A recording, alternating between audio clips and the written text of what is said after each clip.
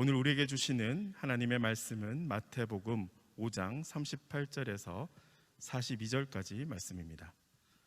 저와 여러분이 한 절씩 교독하겠습니다. 눈에는 눈으로, 이에는 이로 라는 말도 너희가 들었다. 그러나 나는 너희에게 말한다. 악에 맞서지 말라. 누가 내 오른밤을 치거든 왼밤마저 돌려대어라. 누가 너를 고소하고 속옷을 가져가려 하거든 겉옷까지도 벗어주어라. 누가 내게 억지로 1밀리온을 가자고 하거든 2밀리온을 같이가 주어라. 함께 읽겠습니다. 내게 달라고 하는 사람에게 주어라. 그리고 내게 꾸려고 하는 사람을 거절하지 마라. 아멘. 할렐루야. 오늘도 주님께서 예비하신 은혜와 또 진리가 충만할 줄로 믿습니다. 예수님께서 산상수훈에서 말씀하신 이 말씀들은 새로운 규칙을 우리에게 부여해 주신 것이 아닙니다. 우리의 행실을 규정하고 또 우리의 행위를 요구하는 새로운 법률을 우리에게 제시하시는 것이 아닙니다. 예수님의 말씀 앞에서 우리가 어떤 존재이며 또 예수님의 십자가의 복음이 우리에게 얼마나 큰 은혜이고 또 그 십자가의 복음 안에서 우리가 다른 이들을 어떻게 대해야 할지를 우리에게 알려주시는 말씀드립니다. 산상수훈 말씀 가운데도 오늘 또 내일 이 말씀들은 우리가 어떻게 이런 말씀을 행하라고 주신 것일까, 이렇게 우리의 마음에 때로 답답함을 가져다 줄 수 있는 그런 말씀이죠. 참 좋은 말씀인 것 같은데 우리의 삶 속에 그대로 이루어지는 것이 과연 가능할까, 그런 의구심, 또 그런 의심과 또 때로는 이 말씀에 대한 우리의 죄성에서 나오는 반항심이 있을 수가 있습니다. 어떤 반항심일까요? 이 말씀을 그대로 적용하며 우리가 살아간다면 우린 세상에서 완전히 도태될 것이다. 이 세상이 얼마나 흉악하고 또 경쟁적이고 또 자기만을 보호하고 또 자기를 세우려고 살아가는 수많은 이 사람들 틈에서 이 예수님의 말씀대로 우리가 살아간다면 우리는 생존조차 불가능한 것 아닌가. 그리고 악한 사람들이 이 세상에 얼마나 득세할 것인가, 이런 생각을 하면서 이 말씀을 덮어버리고 또 못 본 척 눈 감아버리고 우리는 살아가고 싶은 마음이 들 수 있습니다. 그래서 이 말씀을 우리가 어렵게 대하게 되는 것입니다.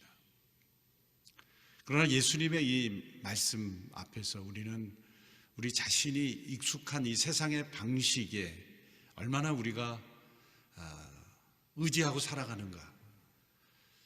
십자가의 길, 십자가의 도를 따르기보다 이 세상 가운데 익숙한 자기중심적이고 경쟁적이고 또 자기의 의무가 아닌 권리만을 추구하고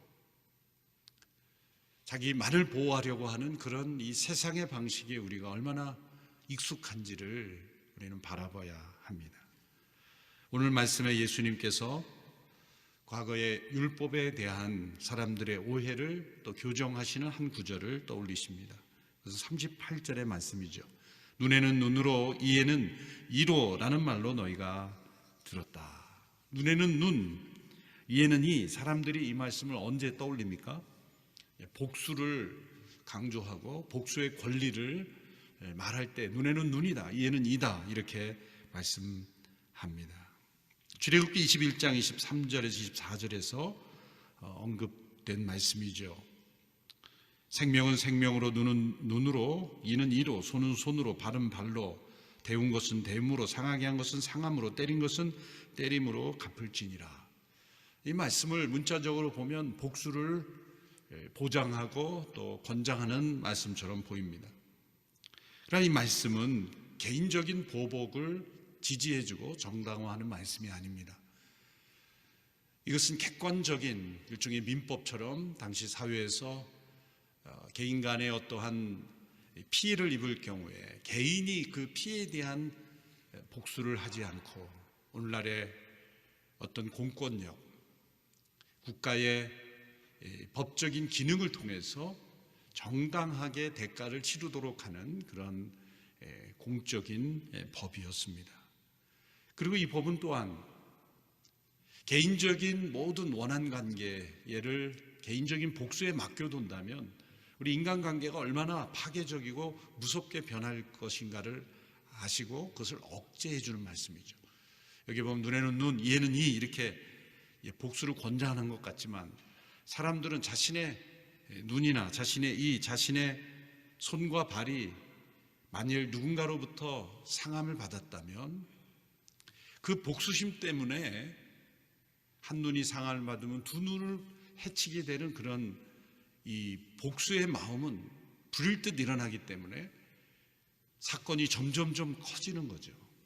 실제로 자신이 피해를 입은 것보다 더 과하게 누군가를 해칠 수 있습니다.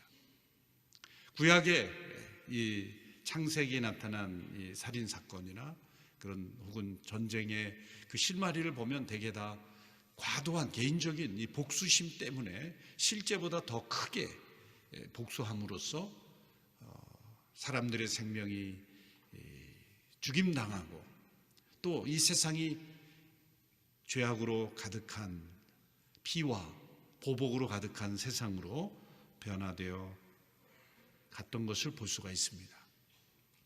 그러므로 이 구약에 나타난 율법도 인간의 복수심을 장려하는 것이 아니라 복수심을 억제하는, 그리고 개인이 복수하지 말고 국가의 공권력을 통하여 정당한 법 집행을 통하여 복수하라, 그 정당한 대가를 치르게 하라라는 것입니다. 개인적인 복수가 아닌 공적인 악에 대한 징벌로 그렇게 제정하였던 것입니다. 우리 그리스도인들도 마찬가지입니다. 어떤 분들은 이 말씀 속에 악에 맞서지 말라라는 이 말씀을 어떠한 이 세상의 악에 대하여도 우리가 저항할 권리가 없다는 것으로 극단적으로 해석하는 분도 있긴 합니다. 19세기 유명한 러시아 소설가였고 또 사회개혁자인 톨스토이 같은 사람도 그러한 해석을 했죠. 어떠한 사람이나 제도에 대한 모든 물리적인 어떤 징벌을 금하는 것으로 해석했습니다. 그렇게 따라자면 경찰력이나 어떤 군대나 또 법원이나 이런 모든 것들을 다 무의미하게 만드는 그야말로 더 악이 세상에 득세하는 그런 세상이 되어버리고 마는 것이죠. 로마서 13장 4절에서는 국가 관원의 역할을 이렇게 정의합니다. 하나님의 사자로서 선을 이루는 것이다. 그들에게 칼이 주어진 것은 악을 행하는 자에게 하나님의 진노로 마땅한 보응을 함으로써 악을 저지하는, 악을 억제시키는 그러한 사명이 주어져 있다. 이게 국가의 책임입니다. 그래서 악에 맞서지 말라는 것은 개인적으로 이 세상의 모든 악을 자신이 다 제거할 수 있다고 착각하지 마라.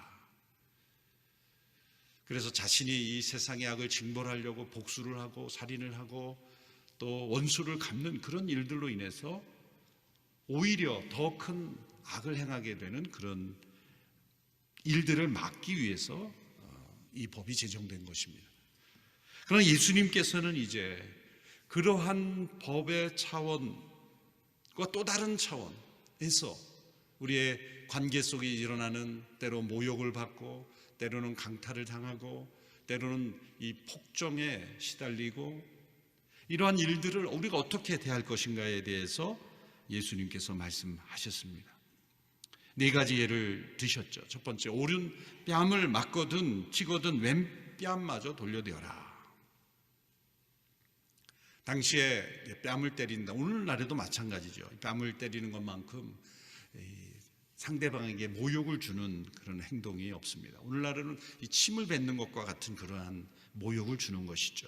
누구든지 오른편 뺨을 치거든 왼편을 돌려대어라. 물론 이런 경우들이 있어요. 화났을 때도 누군가 왼편 오른편을 쳤을 때 분노에 가득 차서 이쪽도 때려봐 그러면서 나도 그런 적이 있다 그렇게 생각하시면 안 돼요. 오른편밤을 쳤을 때 나를 죽여라 그러면서 막 여기도 돌려대고 그렇게 하라는 게 아니죠. 오른편밤을 쳤지만 분노와 미움으로 대하지 않고 왼편의 뺨까지 각오할 수 있는 그런 마음의 여유와 너그러움과 그러한 관용을 우리가 과연 가질 수 있을까? 그렇게 우리가 상대방을 대할 수 있을까? 여기서부터 참 어렵죠. 또 그 다음 얘는 뭡니까? 누군가 너를 고소하고 속옷을 가져가려 하거든 겉옷까지도 벗어주어라. 이 말씀을 보면서 누가 속옷을 가져가려 할까? 이렇게 생각하게 하겠죠. 번역을 속옷, 겉옷 이렇게 되어 있지만 이 번역상의 속옷은 우리가 입는 평상복이라고 생각하시면 되고, 겉옷이라는 것은 그 지역의 중동의 이 사막 기후는 이 밤에는 아주 춥죠. 낮에는 덥지만 이 그늘이나 밤에 되면 굉장히 춥기 때문에 이불 같은 역할을 하는 이 겉옷을 항상 두르고 다니고, 가난한 사람들에게 이 겉옷이 생명을 보호하는 아주 중요한 도구이기 때문에 겉옷은 절대로 뺏지 않도록, 아무리 빚을 지고 힘들어도 그 사람의 생명을 보호하는 최후의 수단일 수 있기 때문에 뺏지 마라, 그런 말씀이 있을 만큼 중요한 것이죠. 그러나 누군가 겉옷을 가져가려 하거든 속옷을 겉옷까지도 주어라. 또 세 번째는 누가 억지로 1밀리언을 가자고 하거든 2밀리언을 같이 가져오라. 1밀리언은 과거 개역 번역에서는 오리, 심리 이렇게 번역을 했는데 오늘날은 맞이 1.5km가 1밀리언이고 2밀리언은 3km. 그래서 로마 제국이 그 당시 여러 지배하고 있던 영역을 통치하기 위해서 사용했던 그런 일들입니다. 그래서 군인들이 로마의 지배 아래에 있는 그런 사람들에 대해서 강제로 1.5km는 누구든지 불러서 이 짐을 운반한다든지 또 일을 시킬 수 있는 강제 구속력이 있었습니다. 또 내게 달라고 하는 사람에게 주어라, 그리고 내게 꾸려고 하는 사람을 거절하지 말라라는 이 예수님의 말씀. 이러한 말씀들을 보면서 우리가 어떻게 이것을 소화해야 할까? 먼저 이 말씀을 우리가 우리 자신에게 적용할 때는 예수님의 십자가의 복음을 통해서 우리에게 적용해야 합니다. 먼저 예수님께서 우리를 어떻게 대하셨는가를 생각해야 합니다. 예수님께서 만일 하나님의 원수된 우리들을, 하나님을 배반하고 떠난 우리들을 눈에는 눈, 이에는 이라는 이 율법대로 우리를 대하셨다면 우리는 어떻게 되었을까? 우리가 행한 대로 우리에게 갚으시는 징벌과 보응으로 우리를 대하셨다면 우리는 어떻게 되었을까? 우리가 눈으로 범죄했을 때 우리의 눈을 빼가시고, 우리의 손이 범죄했을 때 우리의 손을 잘라가시고, 우리의 발이 범죄했을 때 우리의 발을 잘라가시는 식으로 우리에게 우리가 행한 대로, 우리가 하나님의 이름에 먹칠을 했을 때 우리의 이름에 먹칠을 하시고, 하나님께서 우리가 하나님 앞에 범죄한 대로 그대로 보응하셨다면 우리는 어떤 존재가 되었을까? 먼저 생각해 보아야 합니다. 이 예수님의 말씀은 사실 예수님 그분이 십자가에서 우리를 어떻게 대하셨는가를 보여주는 말씀입니다.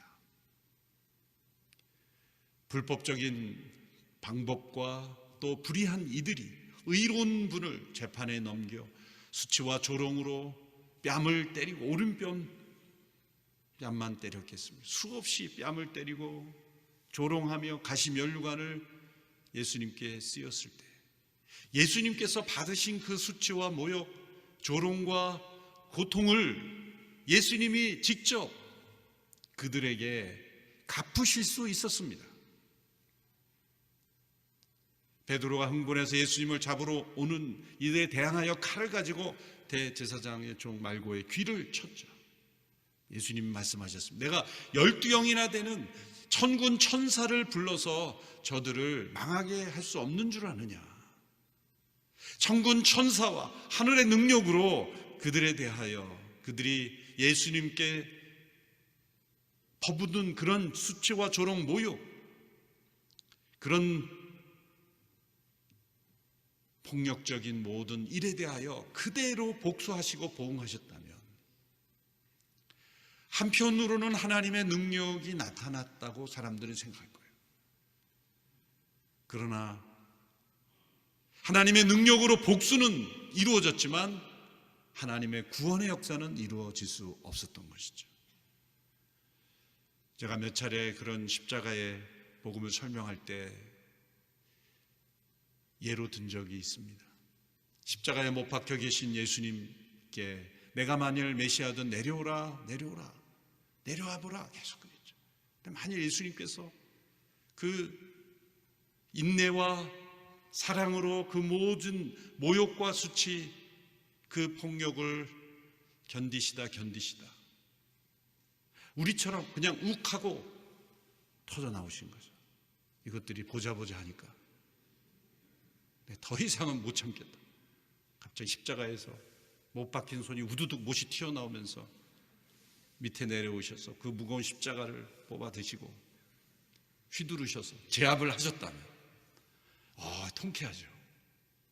이 마지막 장면이, 이 불의한 이들이 그 하나님의 진노를 그 현장에서 받는 모습을 보면 얼마나 통쾌할까. 그러면서 저는 예수님의 부활의 모습도 이렇게 성경을 읽으면서 아쉬운 마음이 있었어요. 예수님 부활하시자마자 막다나 마리아를 제일 먼저 만나실 게 아니라 빌라도부터 만나셨다. 빌라도의 집무실에 빌라도가 출근하기 전에 예수님, 부활하신 예수님 먼저 앉아 계신 거예요. 빌라도가 문을 열고 오니까 굿모닝, 부활한 예수다. 네가 못 받고 네가 죽음에 넘겨온 내가 부활했다. 막 빌라도가 혼비백산. 같이 우리 연병장에 나갈까? 군인들을 다 모아놓고 벌벌 떠는 빌라도를 끌고 나가셔가지고 너가 나한테 침 많이 뱉었지. 한 사람 한 사람 나오라게 하시면서 그 모든 군인들 앞에서 부활하신 예수님의 그 영광을 보여주셨다면 우리가 설교하기가, 큐티하기가 정말 은혜로울 텐데. 그 설교의 제목이 빌라도에게 복수하신 예수님. 그 다음으로는 대제사장 집에 찾아가서 대제사장을 무릎 꿇린 예수님. 그런 본문을 상상하는 저의 마음이 어떤 마음이겠어요? 이 복수심이 가득하 있는 거예요. 십자가의 복음과 상관없이 예수님이 그렇게 당하셨는데 이제 그들도 당해야 되지 않나 라는 이 복수심이 우리의 마음속에 떠오르는 말씀이 눈에는 눈, 이에는 이. 이것이 우리의 삶의 중심이 되고 원칙이 되는 그런 우리의 모습이기 때문에 부활하신 예수님이 그들에게 복수하지 아니하시고 또 배반한 제자들을 찾아가셔서 그들을 다시 회복시켜 주시는 예수님. 이 모든 예수님의 십자가와 부활의 이후의 모든 모습을 보면 예수님이 직접 실천하신 내용들을 예수님 말씀하신 거예요. 오른편 뺨을 치거든 왼편도 내어라. 어쩌면 예수님은 그들이 모욕을 주고 채찍으로 칠 때 마치 더 칠 수 있으면 치라는 그런 마음으로 그 분노로 반항하고 그들에 대하여 저주하고 이를 갈며 그 고통을 참으신 것이 아니라 그 하나님의 능력과 은혜로 우리를 대신하는 그 희생의 사랑으로 이 모든 상황을 이겨냈다는 거죠. 우리가 어떻게 이 말씀을 실천할 수 있을까? 극기로 어떤 우리가 이를 악물고 참는 어떤 그런 마음으로는 할 수 없어요. 이것은 만일 이것을 조금이라도 우리가 실천할 수 있다면 그분은 유일하게 예수 그리스도의 십자가의 그 은혜를 깊이 경험하고, 내가 예수님을 못 박았지만 그 예수님이 나를 용서하셨다는 것을 깊이 뉘우치고 깨달은 회개한 영혼은 이 말씀을 조금이라도 실천할 수 있을 겁니다. 십자가의 복음 앞에 참된 회개를 통하여 하나님을 배반하고 예수 그리스도를 못 박은 나의 이 흉악한 죄를 예수님께서 용서하셨다, 나를 긍휼히 여기셨다, 그리고 성령 안에 거듭나게 하셨다라는 그 체험을 한 사람은, 이 거듭난 영혼들은 이 말씀을 100%는 아니라도 조금씩 내 안에 있는 복수심을 십자가에 못 박고, 내가 때로 불의한 모욕, 또 때로는 어떤 강압적인 모습들, 내가 마땅히 받아야 될 대접을 받지 못한 억울한 상황들, 모든 것들을 다 십자가에 못 박히신 예수님, 그분을 바라보면서 그분이 어떻게 이 세상에 대하여 반응하셨는가, 악을 악으로 갚지 아니하시고 십자가에서 죽으신 희생으로 자신의 권리를 내려놓고 오직 하나님의 능력으로, 선으로 악을 이기신 십자가의 능력으로 이기신 그 능력을 힘입어 우리가 이러한 삶을 추구해 갈 수 있다는 것입니다.